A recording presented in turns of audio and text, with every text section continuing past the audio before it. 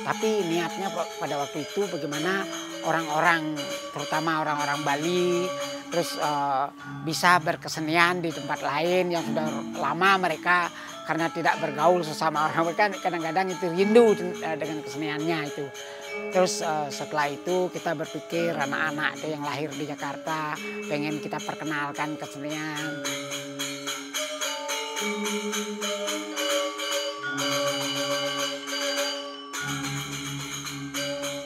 Ya saya kira di dalam hal itu kita orang-orang Bali tidak ada ambisi untuk menjadikan kesenian Bali itu budaya Indonesia itu nggak ada. Cuman kan kita sepakat dengan keberagaman, dengan kekayaan kita yang ada ya.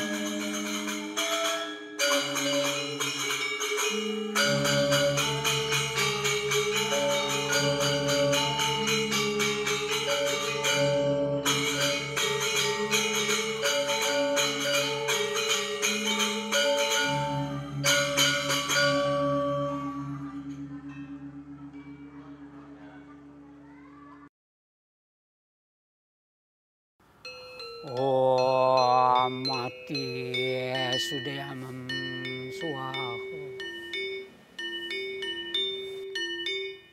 Om. Om. Om Bhurbuasu. Bali itu banyak sekali petuah-petuah yang kita dapat dari ajaran-ajaran berkesenian itu ya. Terutama lagi seni sastranya, kemudian ada seni pewayangannya, tinggi sekali filsafat-filsafatnya itu. Ya kalau kita resapi sedikit-sedikit itu, saya harap mereka itu inilah jangan tinggalkan yang hal seperti ini gitu. Om Bhurbuasu. Itu. Mereka boleh bergaul dengan apa saja yang dia dapat. Seperti saya bilang tadi, olah yang apa kita dapat menjadi kepribadian kita gitu. Sehingga kita tidak kehilangan jati diri. Kita tetap bisa maju. Kemudian kita tradisinya kuat. Masukkan kita olah jadi tradisi lagi. Om Bhurbuasu. Sawitur wareniam Bhargo dewasa dimahi Diyo yona prachodaya.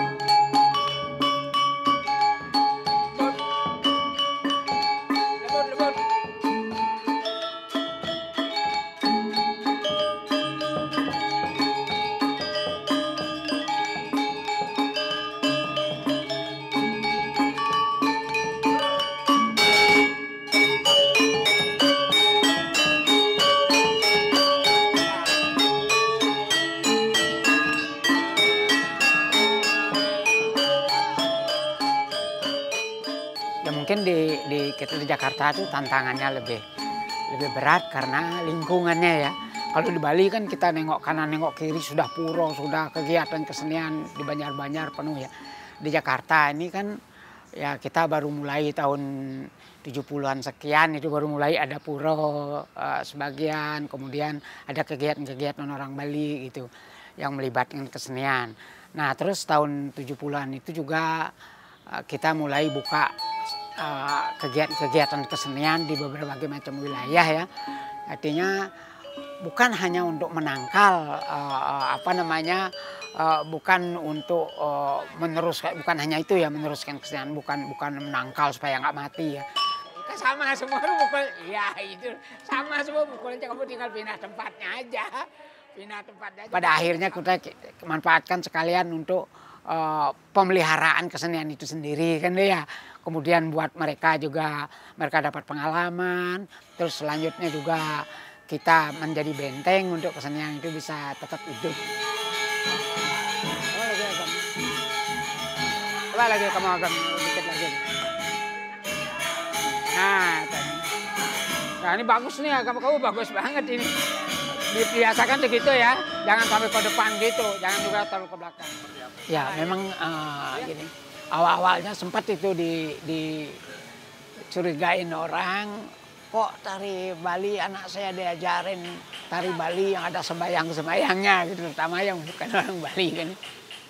Terus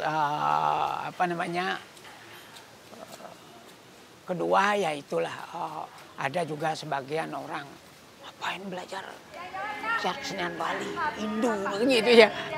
Padahal kita di kesenian itu tidak terlalu berpikir dari manapun datangnya. Ya kita kesenian ya kesenian. Jangan mati jarinya. Ada getaran ya. Kemudian juga selain tantangan moral seperti itu, ada juga kadang-kadang tantangan kita kan. Orang-orang itu belum begitu memahami tentang pengembangan kesenian ya. Minjam gedung aja susah gitu. Dan juga alat-alat gamelan di Jakarta itu kan baru 1-2 adanya itu. Itu problem kita juga. Kemudian ngajak orang-orang Bali berkesenian yang awal-awalnya itu yang penting senang, kita tidak ngasih apa-apa. Datang latihan gitu. Nah itu awal-awalnya seperti itu.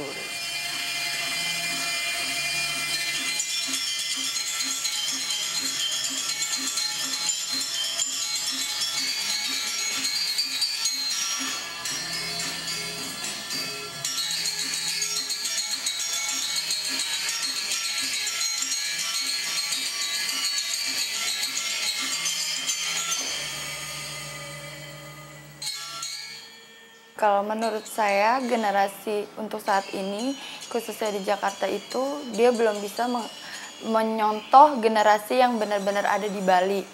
Seperti kayak mengikuti upacara adat dalam kegiatan ritual, acara-acara ritual yang sangat penting seperti nyepi, terus dan dia belum bisa melestarikan kebudayaannya sendiri.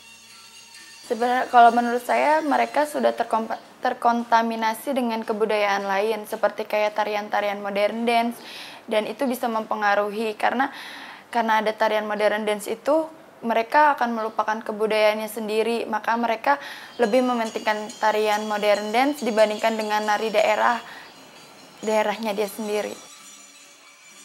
Sebenarnya di sini tuh di Jakarta ini banyak sesepuh yang ingin mengajak dan merangkul anak-anaknya untuk melestarikan kebudayaannya sendiri. Seperti kayak contohnya seperti kayak buat acara ritual, terus nari-nari di tempat lain. Mbak, nanti kita hari raya Nyepi kita itu yang jalan semua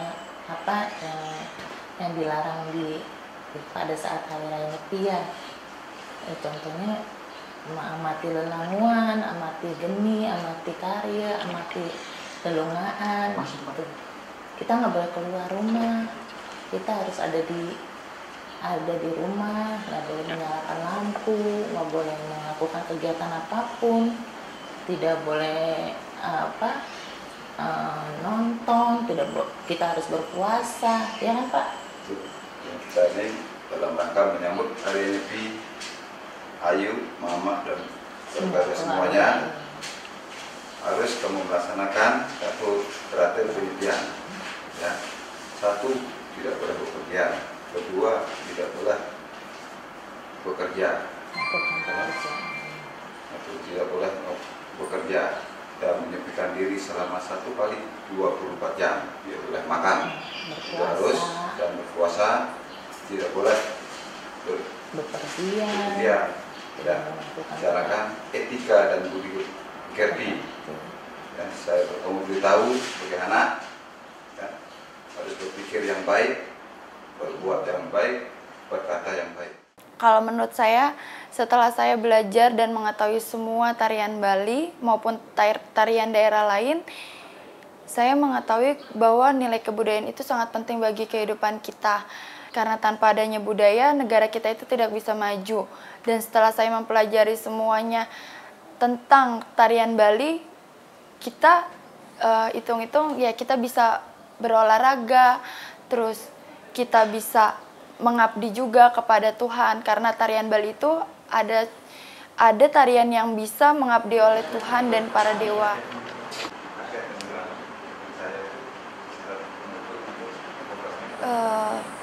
Dengan semua itu, ya saya dapat merubah diri saya. Jadi saya mengetahui jati diri saya, kalau saya itu emang benar-benar agama orang Hindu dan orang Bali asli. Jadi bagaimanapun caranya juga, saya harus melestarikannya. Dan saya ingin belajar menari sampai saya tua nanti. Sebentar, mungkin nanti Pedanda bisa memulai biasanya ya. Terus kita sudah karyo, rejang. Selanjutnya paling anak-anak nanti mana yang keluar duluan tuh. Nyepi itu sipeng, artinya ya sepi. Memang sipeng itu artinya juga nyepi ya. Itu kita tidak melakukan aktivitas apa-apa ya, terutama ada anjuran cepi itu adalah catur berarti penyepian, artinya empat langkah yang harus diperhatikan dalam nyepi itu. Satu amati geni, matikan api, tidak berapi-api, artinya tidak ada emosi gitu ya. Terus tidak ada ambisi. Terus kedua amati karyo, tidak bekerja. Kalau bekerja kan akan melalui kiri kanan macam-macam itu ya.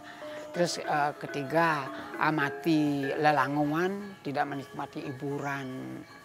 Kalau itu ya, tidak menikmati hiburan, amati lelungan, tidak pergi, tidak bepergian, sehingga tidak banyak terus yang dipikirin, tidak banyak yang dilihat, gitulah seolah-olah.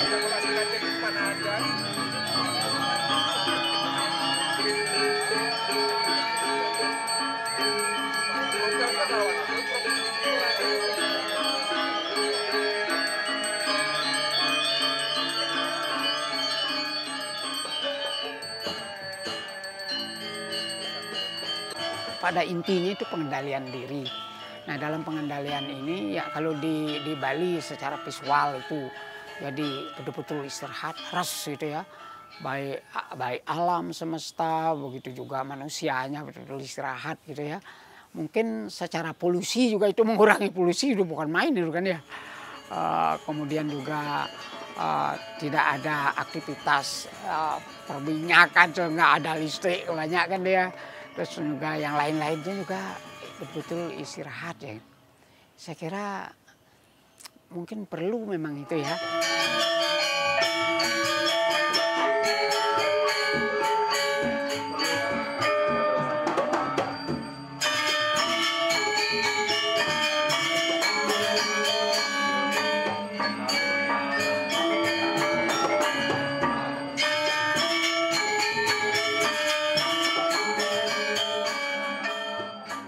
Makna Hari Raya Nyepi bagi Ayu yaitu untuk menahan hawa nafsu Ayu, terus menghindari dari gangguan-gangguan yang tidak baik di luar sana. Karena Hari Raya Nyepi itu menggambarkan tentang kesunyian dan ketentraman bagi umat Hindu.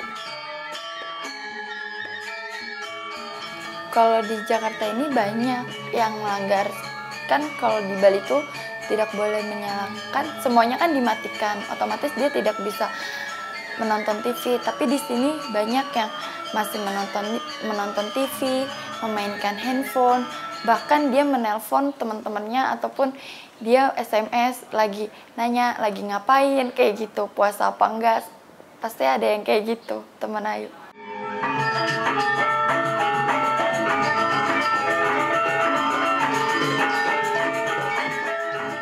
Nama saya Anak Agung Ayu Agung Daunareswari Jalantik. Umur saya 21 tahun. Saya anak kedua dari 2 bersaudara. Kebetulan saya lahir di Jakarta. Mungkin orang-orang ngira saya lahir di Bali karena namanya udah panjang banget, terus udah kelihatan banget dari namanya Anak Agung. Tapi saya masih lahir di Jakarta. Kebetulan orang tua juga udah lama di Jakarta.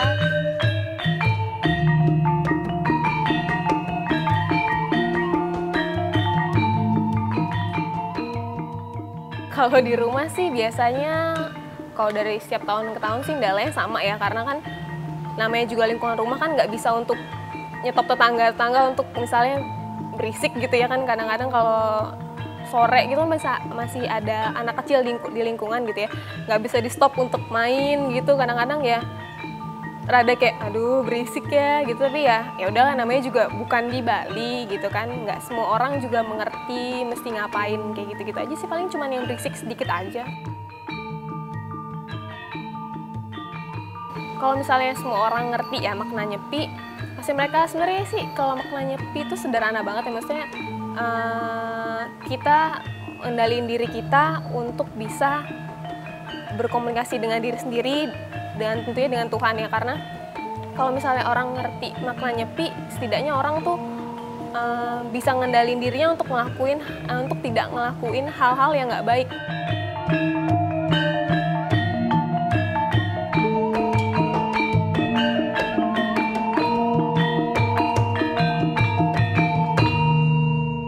Coba kalau ini dapat berpengaruh pada kita di Indonesia, ya coba 1 jam aja atau 2 jam aja. Kayak kita bikin di Tamrin Sudirman itu, tidak ada mobil tiap hari Minggu pagi itu baru ruang segitu ya.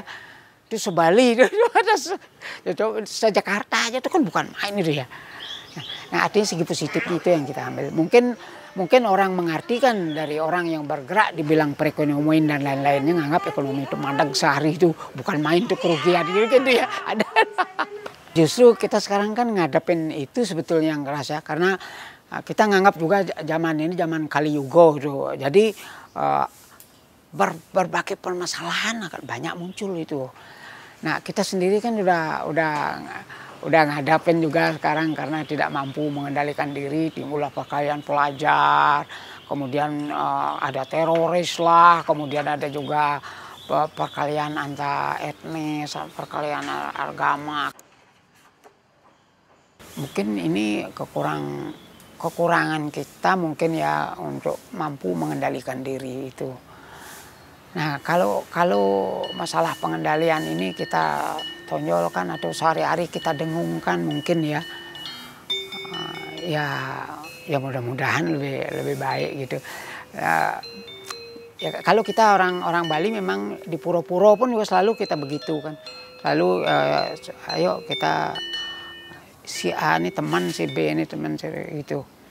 Sehingga mungkin ya saya juga ya mudah-mudahan sampai sekarang ya tidak banyak melihat orang Bali itu berkelahi gitu atau ribut paksa gitu.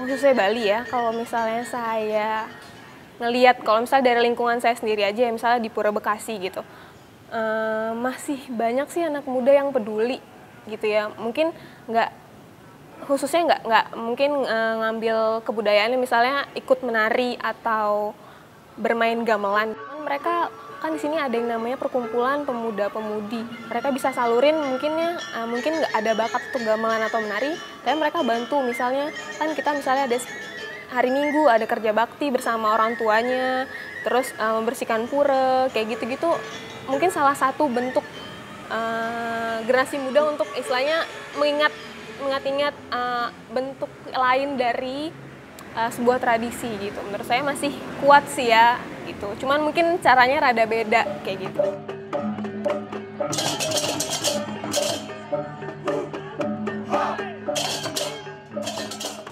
Harapan saya pingin orang-orang di Jakarta ini, khususnya umat Hindu, dia bisa melestarikan kebudayaannya sendiri, mau mengikuti ajaran agamanya dia sendiri dan kebudayaannya dia sendiri, dan dia mau mengembangkan apa itu kayak seperti tarian Bali, khususnya buat dirinya dia, dan dia bisa mengajarkan, kalau bisa dia bisa mengajarkan tarian Bali itu ke orang lain.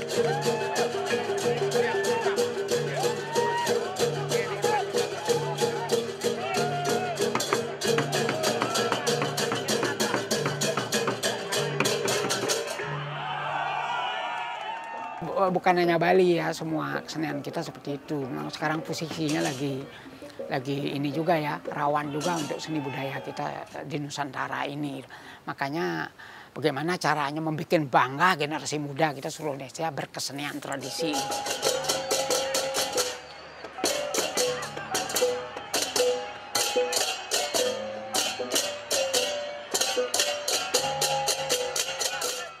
Tapi bagaimanapun juga kan kalau bisa, karena Bali kan nganut keseimbangan. Ruo binedo, dua berbeda, kain kotak-kotak hitam putih itu kan itu keseimbangan itu. Nah, artinya tatu sastranya jalan, kemudian filsafatnya jalan, kemudian juga upakaro tetap jalan. Ini untuk mempertahankan tradisi-tradisi kita itu.